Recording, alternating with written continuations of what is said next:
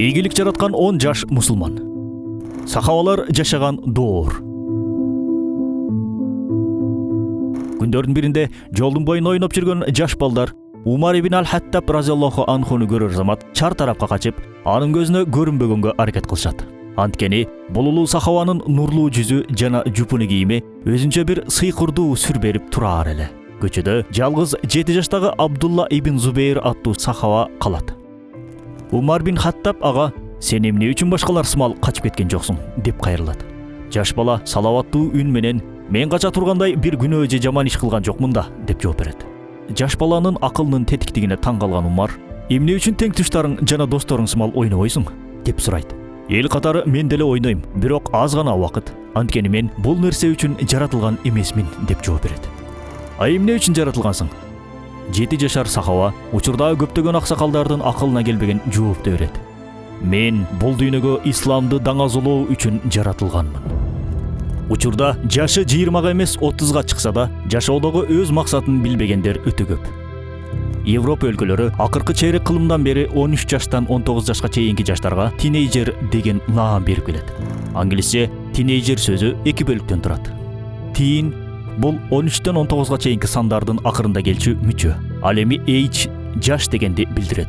Батыш психологиясы бул жаштагы балдарды өспүрүмдүк мезгил деп атап, алардын туура эмес кылык жоруктарына көз жумуп коюуга чакырат. Аларды жоопкерчилик, аракет кылуу деген сапаттарга кайдыгер кылып тарбиялайт. Жаш балдарга акыл үйрөтүп, насаат берүүдөн тыят. Бул өткөл мезгилде инсан калыптанып, анын мүнөзү өтө сезимтал болот деп ишендирет. Албетте, бул мезгил адам баласынын жашоосундагы өтө маанилүү бир доор. Ушул мезгилде жаш улан кыздар өз руханий, илимий жана турмуштук фундаментин түптөйт эмеспи? Аккан арыктан суу агат демекчи, динибиздеги жаштардын орду канчалык экенин тарыхка бир кылчайып карап көрөлү. Учурда сүйүп калдым. Ата-энем мени эмнеге түшүнбөйт? Менин да жеке жашоого укугум бар да, телефон алып бергиле деген жаш мусулмандардын ата-бабалары алардын жашында кандай ийгиликтерге жеткендигин карап көрөлү.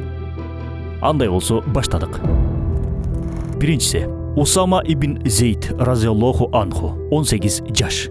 Жаш болгондугуна байланыштуу Бадыр жана Ухуд согушуна катышам десе, пайгамбарыбыз саллаллаху алейхи вассалам ага уруксат берген эмес. 632-жылы Византиялык аскерлер Түндүк Арабияга чабуул жасайт. Аларга каршы Аллахтын элчиси бир аскер колун даярдап, анын ичине мартабалуу жана тажрыйбалуу Абу Бакыр, Умар, Саад бин Абу Ваккас сыяктуу дөш агалар катышмак. Өз доорундагы эң күчтүү душманга каршы аскерлерди 18 жаштагы Усама бин Зайд жетектеп барган. Экинчиси, Аль-Аркам ибн Абул Аркам разияллаху анху 16 жаш. 13 жыл аралыгында өз үйүн Аллахтын элчисине берген. Бул үйдө мусулмандар Куран окуп, өз динин үйрөнүп, ибадат менен алек болушкан. Аль-Аркамдын үйүндө белгилүү сахабалар Умар бин Хаттаб, Хамза, Аммар, Мусаб, Сухайб жана башкалар ислам динин кабыл алышкан. Кайсыл бир убакта Аллахтын элчиси саллаллаху алейхи вассалам бул үйгө көчүп келип жашаган. Азыркы сөз менен айтканда, жаш Аль-Аркам өз үйүн мусулмандардын логистикалык борборуна айланткан. Саад бин Абу Ваккас разияллаху анху 17 жаш. Мусулмандардын кеңешмесиндеги алтынын бири, Аллах жолунда алгачкы болуп жаа аткан жана исламды коргоодо алгачкы болуп кан төккөн инсан. 17 жашында акыйкат динди кабыл алган. Көз катар, мерген катары таанылып, жаатууда эч кимди алдыга салган эмес. Анын бир өзгөчөлүгү бар эле. Кылган дуаларынын баары кабыл болчу. Пайгамбарыбыз саллаллаху алейхи вассалам ага ишарат кылып мындай деген: "Саад, менин тайкем жана кимиңердин дал ушундай тайкеңер болсо мага көрсөткүлө." Төртүнчүсү, Зайд бин Сабит разияллаху анху 13 жаш.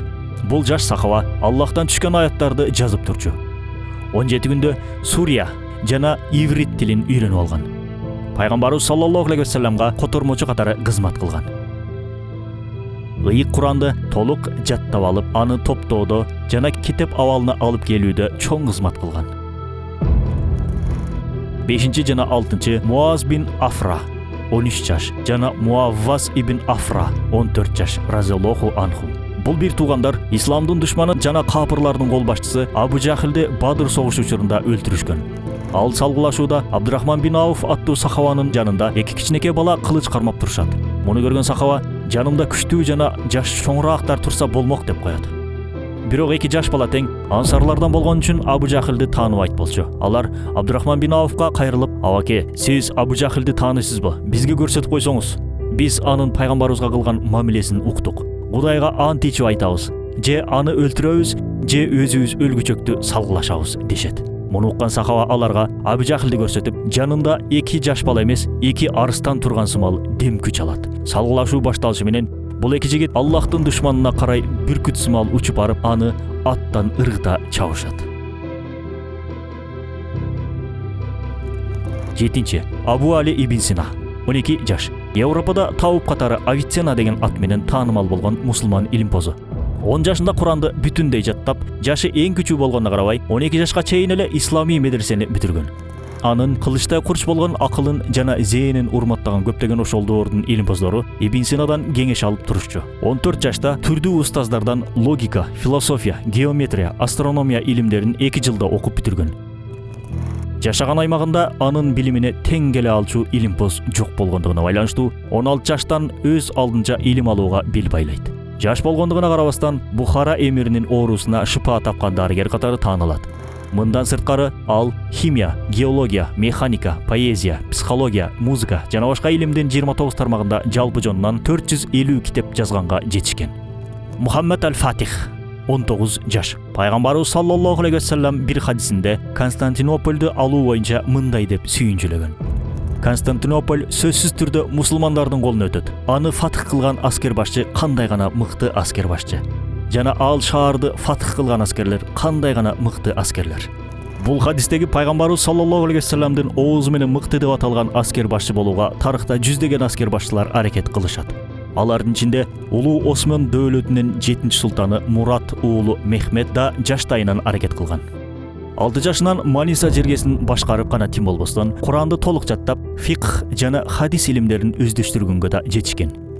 Күн сайын физикалык жактан даярдык көрүп, кылыч кармап, жаа атууда мыкты болгон. Мындан сырткары ал эне тилинен башка араб, парс, латын жана грек тилдерин да мыкты өздөштүргөн. 19 жашында тактыга отуруп, дароо Константинополду алууга даярдык кыла баштайт.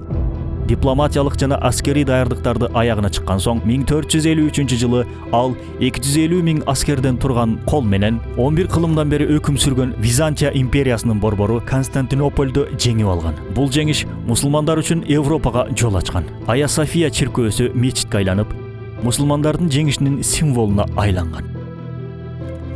Абу Райхан аль-Беруни, 17 жаш. Астрономия, физика, математика, геодезия, минералогия, тарых, этнография жана башка өз доорундагы өнүккөн илимдер боюнча адамзатка эбегейсиз чоң мурас калтырган мусулман илимпозу. Жаштайынан так жана гуманитардык илимдерди араб, согда, перс, ассирия, грек жана санскрит тилдеринде изилдеп үйрөнгөн. 17 жашында Кат шаарында алгачкы астрономиялык изилдөөлөрүн жүргүзө баштаган. Алгачкылардан болуп, мындан 1000 жыл мурун 6 метр диаметриндеги глобусту курап чыккан. Бируни өз эмгектеринде күндүн узактыгын секундасына чейин так эсептеп аныктаган. Жердин тоголок формада экендигин тастыктап, жер шарынын радиусун жана эклиптиканын экваторго болгон катышын эсептеп чыккан. Тартылуу күчү Америка континентинин бар экендиги жөнүндө көптөгөн илимпоздордон бир нече кылым мурун өз пикирин билдирип, геоцентризм, башкача айтканда, жердин күндүн тегерегиндеги айлануусун тастыктай алган. Жалпы жонунан өмүрүнүн аягына чейин ондогон илимдер боюнча 150 эмгек жараткан. Мухаммад бин Юсуф ас-Сакафи, 17 жаш. Жаштайынан кылыч менен салгылашуу жана ат минүү менен машыккан аскер башчы исламды түштүк чыгыш Азияда алгачкылардан болуп жайган инсан. Анын кол астында аскерлер Индияны жеңип, Синд жана Пенджаб чөлкөмүндө алгачкы ислам мамлекети пайда болгон. Жаш болгонуна карабастан ал ар дайым кылычтан мурун акылын иштетип, дипломатия усулдарын мыкты колдонгон. Атасы менен тең болгон аскерлерге адилеттүү башчы болуп, жылдыз оорусу менен ооруган эмес. Кол астына өткөн ар бир аймакка мечит жана медресе курууга буйрук берген. Албетте, мусулмандар арасында жаш болуп эбегейсиз чоң мээнеттин арты менен ийгилик жараткандар көп. Тизмени улай берсек бир топко уланат. Болгону бул маалыматтар аркылуу ар бирибиз балдарыбызда чыныгы мусулмандарга таандык сапаттарды өөрчүтүп, жоопкерчиликтүү кылып тарбияласак деген аруу ниет. Балдарыбыздын амбициясы ар дайым жакшылыкка жана Аллахтын динин жайылышына кызмат кылсын.